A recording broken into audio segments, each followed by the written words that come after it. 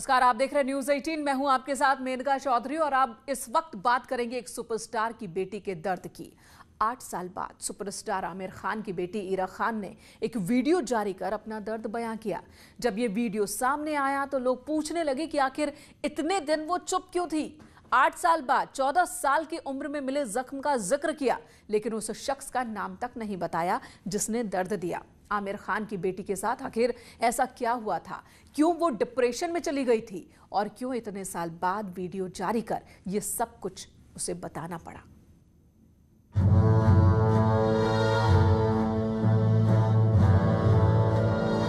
जितना मैंने सोचा था उससे ज्यादा मुश्किल काम है।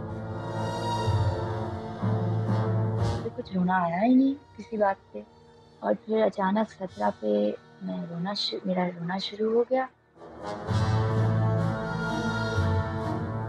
और कितनी दफ़ा मैं रोती थी वो धीरे धीरे बढ़ता गया, और मैं कितनी समय के लिए रोती थी वो भी बढ़ता गया, और कभी भी हो जाता था।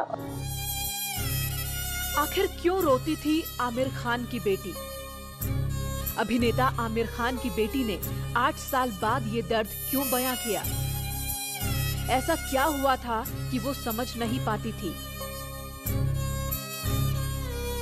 लेकिन घंटों रोती थी? क्या हुआ था जिसका दर्द दिल में था और 8 साल बाद बाहर आया? कोई वजह नहीं थी।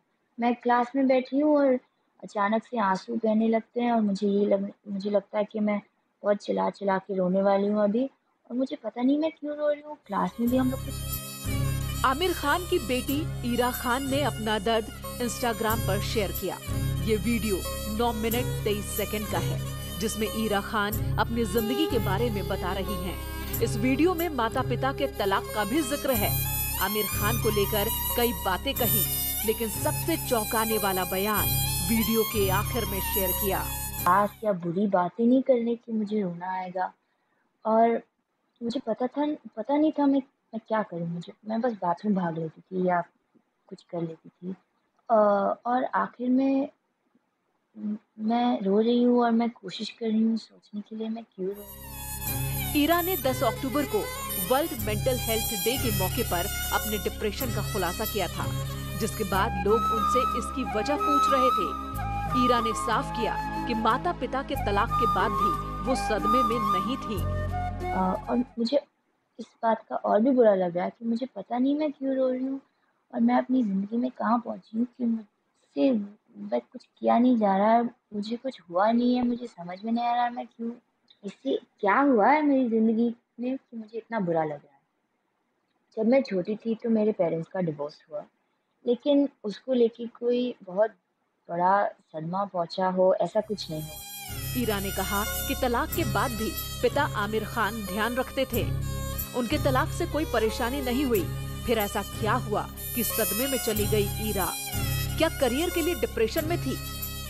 क्या टीबी की बीमारी की वजह से मन में अवसाद भर गया था?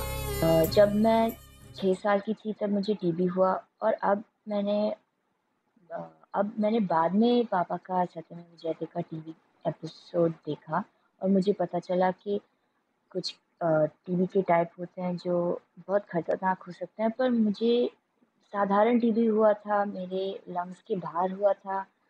मुझे बस स्कूल से छुट्टी मिली और मुझे टीवी देखना पड़ा। तो टीबी भी मेरे लिए इतनी बुरी चीज़ नहीं थी कि मैं अभी इतनी दुखी हूँ या इतनी डिप्रेस्ड हूँ। इसके बाद ईरा ने वो बात कही जिसे 8 साल से अपने सीने में दबा कर रखा था। उसने अपने डिप्रेशन की वजह बताई। इस वीडियो को शेयर कर आमिर खान की बेटी ईरा खान ने उस दर्द को बयां किया जो 14 साल की उम्र में मिला था। ईरा खान ने साफ साफ कहा कि जब वे 14 साल की थी तब जान पहचान के लोगों ने ही उनका यौन शोषण किया था, लेकिन वो समझ नहीं पा रही थी।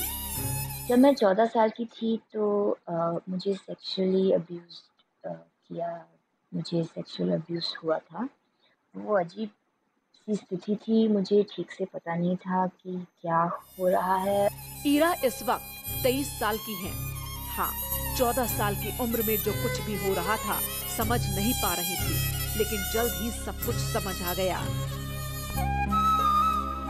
जो लोग कर रहे थे वो जान पहचान के लोग थे, तो मुझे पता नहीं था कि उन्हें पता है वो क्या कर रहे हैं। अ, मैं सही समझ रही हूँ कि नहीं समझ रही हूँ, और जैसे ही मुझे पता चला कि मैं सही समझ रही हूँ और उनको भी पता है वो क्या कर रहे हैं, मैंने अपने आप को उस परिस्थिति से निकाल दिया। और एक बार वो ख़त्म हो गया, उस बारे में मुझे बुरा लगना बंद हो गया। ईरा जान गई कि जो लोग अपना होने का दावा कर रहे हैं वही गंदा खेल खेल रहे हैं। हाँ, मैं अपने आप को कभी-कभी कोसती थी कि मैं इतनी बेवकूफ़ हूँ कि मैं अपने साथ ऐसा होने दिया और इतने देर तक होने दिया। पर पर इससे भी कोई ज़िंदगी भर का सदमा नहीं हुआ मुझे। लेकिन मन के अंदर वो बात चुभती थी, वो चीजें उन्हें परेशान करती थी, लेकिन धीरे धीरे ईरा ने अपने आप को संभाल लिया। हाँ, मैं अपने आप को कभी-कभी कोसती थी कि मैं इतनी बेवकूफ़ हूँ कि मैं अपने साथ ऐसा होने दिया और इतने देर तक होने दिया। पर पर इससे भी कोई ज़िंदगी भर का सदमा नहीं हुआ मुझे। लेकिन सवाल ये है कि आखिर वो कौन था जो आमिर खान की बेटी की जिंदगी से खेल रहा था। ईरा ने अभी किसी का नाम नहीं लिया है, लेकिन ये कहानी ईरा ने 10 अक्टूबर को वर्ल्ड मेंटल हेल्थ डे के मौके पर सुनाई थी। लोगों को जागरूक करने के लिए अपना अनुभव बताया और ये भी समझाया कि कैसे स्थितियों से निकलते हैं। Bureau report, news 8। तो ईरा के इस वीडियो के बाद बहुत सारे लोग ये भी सोच रहे हैं कि एक सुपरस्टार जो खुद लोगों को जागरूक करता रहा है, कई बार बैड टच गुड टच की बात खुद आमिर खान ने कही कि बच्चों पर नजर रखें, बच्चों को समझाएं, उनकी खुद की बेटी भी उसी वक्त उसी हालात से गुजर चुकी है। अगली खबर प्रतापगढ़ से। सोमवार को फायरिंग हुई थी, 2 लोगों की मौत हो गई थी। मरने वाले पिता पुत्र थे। यह घटना हथिगमा के बलीपुर गांव में हुई थी और आज उस घटना का वीडियो सामने आया जिसमें एक शख्स ने पिता पुत्र को गोली मार दी और उनकी मौत हो गई। प्रतापगढ़ में सोमवार शाम जब फायरिंग हुई तो पूरे जिले में सनसनी फैल गई। आनन फानन में भारी पुलिस फोर्स के साथ पुलिस कप्तान अनुराग आर्य भी मौके पर पहुंचे। उस वक्त पूरे बलीपुर गांव में सन्नाटा छाया था। आखिर वो झगड़ा कैसे हुआ था, उसमें फायरिंग पहले किसने की थी, आज विस्तार से समझिए। न्यूज़ 18 के पास उस घटना का वीडियो है जिसमें कुछ महिलाएं झगड़ रही हैं और उसी झगड़े में बात इतनी बढ़ जाती है कि नौबत फायरिंग तक पहुंच गई। तस्वीरों में देखिए किस तरह से ये शख्स गोली चला रहा है। उसके हाथ में राइफल है। इसी राइफल से फायरिंग करके इसने 2 लोगों की जान ले ली। ये घर आमने सामने, दोनों पक्षों का घर आमने सामने है। पूर्व का कोई विवाद, दोनों अभी बातचीत की गई है, जो पीड़ित पक्ष है उनसे वार्ता की गई है। पूर्व का कोई विवाद प्रकाश में नहीं आया। डिटेल्ड इन्वेस्टिगेशन पुलिस के द्वारा की जा रही है और तहरीर अभी प्राप्त की जा रही है परिजनों से। मुकदमा उसके हिसाब से पंजीकृत किया जाएगा। जो डेड बॉडीज हैं उनको पोस्टमार्टम के लिए भेजा गया है। पोस्टमार्टम वीडियोग्राफी में कराया जाएगा और पैनल के द्वारा कराया जाएगा। हालांकि वीडियो देखने से एक बात और मालूम चल रही है कि आसपास के लोग बंदूकबाज को रोक रहे थे, लेकिन उसने किसी की एक न सुनी और फायर कर दिया। बलीपुर गांव में ये विवाद रास्ते को लेकर हुआ था। उस वक्त पुलिस ने बताया था कि ट्रैक्टर ले जाने को लेकर पहले महिलाओं में झगड़ा हुआ था और फिर घर के बाकी लोग भी लड़ाई में शामिल हो गए और 2 लोगों की जान चली गई। प्रतापगढ़ से रोहित सिंह की रिपोर्ट, न्यूज़ 18। वो घर से पढ़ने के लिए निकला था, फिर लौटा नहीं, तो परिजनों ने पुलिस को खबर दी कि बेटा घर से लापता हो गया है। मेरठ पुलिस ने मामले को गंभीरता से लिया। 16 घंटे के अंदर ही बच्चे को बरामद कर लिया गया, लेकिन जब पुलिस ने बच्चे को पकड़ा तो कहानी कुछ और ही सामने आई।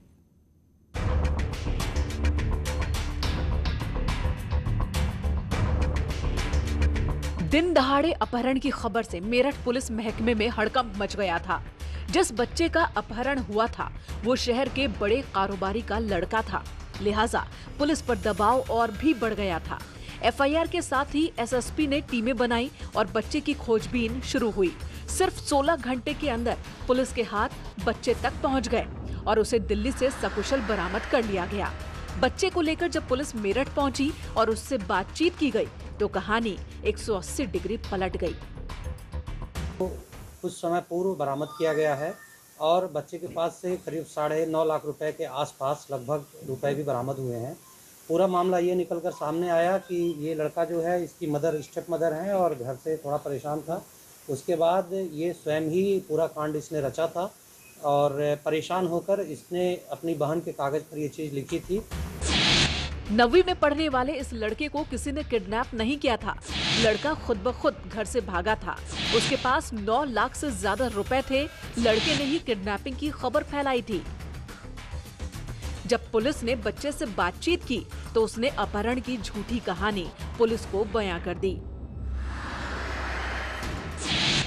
लड़के की माने तो उसकी सौतेली माँ उसे परेशान करती है। पिता भी उसकी बात नहीं सुनते। घर में उसकी बहनें भी हैं। सभी के साथ सौतेली माँ का व्यवहार ठीक नहीं है और इसी से परेशान होकर उसने घर छोड़ने का फैसला कर लिया। फोके का मैसेज आया था। बेसिकली ये मैसेज इंग्लिश में लिखा था 50KHOKA और कागज़ में भी 60 में 50K लिखा था। लड़के ने 2 जगह लिखने का मुद्दा ये था कि कागज़ उसने डाल रखा था पहले, अगर कहीं कागज़ ना मिले, कागज़ उड़ गया हो, तो इसलिए उसने मैसेज भी कर रखा था मोबाइल पे। और उसका उद्देश्य ये था कि घर छोड़ के हम बाहर जाएंगे और बाद में उसकी 2 बहनें यहाँ हैं, इनको भी अपने साथ ले जाके कहीं और शिफ्ट हो जाएंगे। बच्चे की प्लानिंग ये थी कि पहले वो घर से भागेगा, फिर अपनी बहनों को धीरे धीरे सौतेली माँ के चंगुल से निकाल लेगा। फिलहाल पुलिस ने बच्चे को बरामद कर लिया है। साथ ही उसके माँ और पिता से बातचीत कर रही है। आखिर मासूम बच्चे ने इतना गंभीर कदम क्यों उठाया? पुलिस इस तैयारी में भी है कि बच्चे के साथ उसकी सौतेली माँ और पिता की भी काउंसलिंग कराई जाए ताकि बचपन एक बार फिर से बेखौफ होकर जी सके। मेरठ से निखिल अग्रवाल की रिपोर्ट, न्यूज़ 18। उधर मेरठ में दिन दहाड़े कोचिंग सेंटर संचालक की हत्या कर दी गई। बदमाश हत्या कर फरार हैं। देखिए ये रिपोर्ट। मेरठ में मर्डर से सनसनी। कोचिंग सेंटर संचालक की हत्या। बाइक सवार बदमाशों ने की हत्या। नाराज लोगों ने जाम लगाया। मेरठ में कोचिंग सेंटर संचालक की हत्या कर दी गई है। बाइक सवार हमलावर कोचिंग सेंटर संचालक सोनू को गोली मारकर फरार हो गए, जिसके बाद नाराज लोगों ने सड़क पर जाम लगाकर जमकर हंगामा किया। मामला मेरठ के थाना फलावदा क्षेत्र का है। अब बताया जा रहा है कि कोचिंग सेंटर के संचालक सोनू अपने कोचिंग की तरफ जा रहे थे, तभी सुनसान रास्ते पर बाइक सवार बदमाशों ने उनकी गोली मारकर हत्या कर दी। सड़क पर काफी देर तक शव पड़ा रहा, जिसके बाद आसपास के लोगों ने पुलिस को सूचना दी। पुलिस ने बदमाशों की धरपकड़ के लिए कई टीमें लगा दी हैं। परिजन किसी तरह की रंजिश से इनकार कर रहे हैं। पुलिस ने शव को कब्जे में लेकर पोस्टमार्टम के लिए भेज दिया। हुआ था मोटरसाइकिल पर स्कूटी सवार अज्ञात युवकों द्वारा जो है पीछे से फायर किया गया, जिसमें इसकी सोनू की मृत्यु हो गई है। मौके पर सभी अधिकारीगण भी जो है पहुंच गए हैं और वहां तहकीकात चल रही है कि हत्या का कारण क्या है। जो है अभी पीड़ित पक्ष से कोई तहरीर प्राप्त नहीं हुई। जो है जैसा तहरीर प्राप्त होगी उसके अनुसार जो है कार्रवाई होगी और मौके पर सभी अधिकारी जांच कर तो पूछताछ कर चल रही है। जो है अभी पूछताछ चल रही है, चूँकि पीछे से गोली मारी गई है और साथ में जो बाइक चला रहा था वो मोहित चला रहा था। तो अभी सारे पहलुओं पर जो है पुलिस जाँच कर रही है। तो एक तरफ पुलिस ऑपरेशन क्लीन चला रही है ताकि बदमाशों में खौफ हो, लेकिन जिस तरह से मेरठ में सरेआम हत्या हुई वो पुलिस पर सवाल जरूर उठाता है। न्यूज़ 18 के लिए मेरठ से निखिल अग्रवाल की रिपोर्ट। यहाँ रुकेंगे एक ब्रेक के लिए, तुरंत लौटेंगे। आप बने रहे हमारे साथ।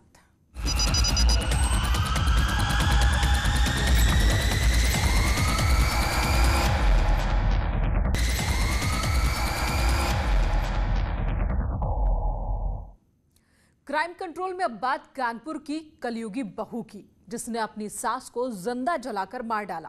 पुलिस ने आरोपी बहू को हिरासत में ले लिया है। देखिए पूरी खबर। कानपुर में एक बहू ने मामूली कहासुनी के बाद अपनी सास को जिंदा जलाकर मार डाला। घटना चकेली थाना क्षेत्र के तिवारीपुरवा जाजमऊ की है। मरने से पहले सास का एक वीडियो भी आया है, जिसमें सास बहू पर जलाने का आरोप लगा रही है।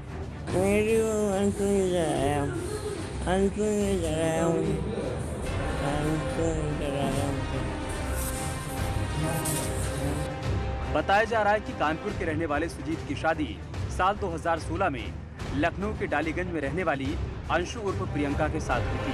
सुजीत का आरोप है कि शादी के कुछ साल बाद से ही प्रियंका और उसकी मां किरण देवी आए दिन किसी न किसी बात को लेकर झगड़ा किया करती थीं। रविवार की रात भी सास और बहू में कुछ कहासुनी हो गई थी, जिसके बाद बहू प्रियंका ने अपने बच्चों और पति को एक कमरे में बंद कर दिया और सास को जला दिया। हमको अंदर से कुंडी बंद कर दिया कमरे में, मेरी भांजी को किचन में बंद कर दिया और फिर क्या नाम है, और फिर मेरी मम्मी को पता नहीं क्या कुछ जलनशील वैसे पदार्थ वाला था, उसको लगा के बस आग लगा दिया। और मेरी मम्मी चिल्लाने जुटी, दरवाज़ा भी नहीं खोल रही। फिर उसके बाद काफ़ी देर के बाद फिर उसने दरवाज़ा खोला, कह रही अरे मम्मी ये क्या हो गया, या क्या हो गया।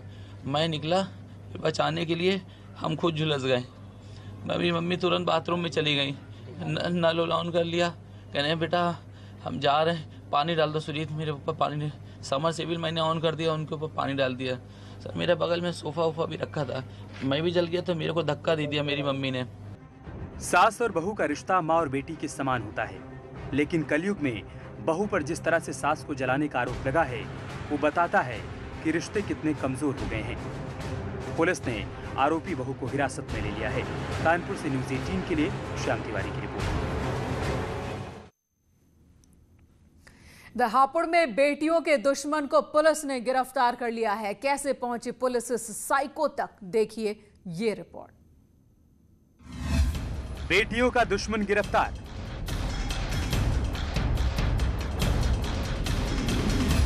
बेटियों पर करता था ब्लेड से हमला।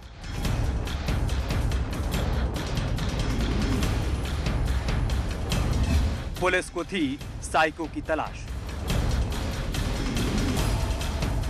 हापुड़ में लड़कियों पर ब्लेड से हमला कर दहशत फैलाने वाले बदमाश को पुलिस ने गिरफ्तार कर लिया है। घटना के 24 घंटे के भीतर ही पुलिस ने साइको आकाश उसागर को मुठभेड़ के बाद गिरफ्तार किया। आरोपी आकाश उसागर कुरियर कंपनी में काम करता है और घर घर होम डिलीवरी देने जाता था। कुछ दिन पहले होम डिलीवरी के दौरान उसकी बाइक किसी लड़की से टकरा गई थी, जिसके बाद लड़की ने आरोपी को थप्पड़ जड़ दिया था। आरोपी को थप्पड़ जड़ने वाली लड़की ने कुर्ता और जीन्स पहन रखा था, जिसके बाद लड़की चली गई थी। अपनी बेइज्जती का बदला लेने के लिए आकाश ने उस लड़की को तलाशा, लेकिन वो नहीं मिली, जिसके बाद उसने कुर्ता और जीन्स पहनी हुई लड़कियों को ही अपना निशाना बनाना शुरू कर दिया। ये आकाश सागर नाम का लड़का है, कोतवाली क्षेत्र का ही रहने वाला है, कुरियर का काम करता है। जब इससे पूछताछ की गई तो पता चला कि आज से 15 दिन पहले जब ये कुरियर लेके जा रहा था, किसी लड़की से टकरा गया था। तो पुलिस ने इससे भी धर दबोचा है। फिलहाल क्राइम कंट्रोल में इतना ही। एक ब्रेक के बाद भी खबरों का सिलसिला जारी है।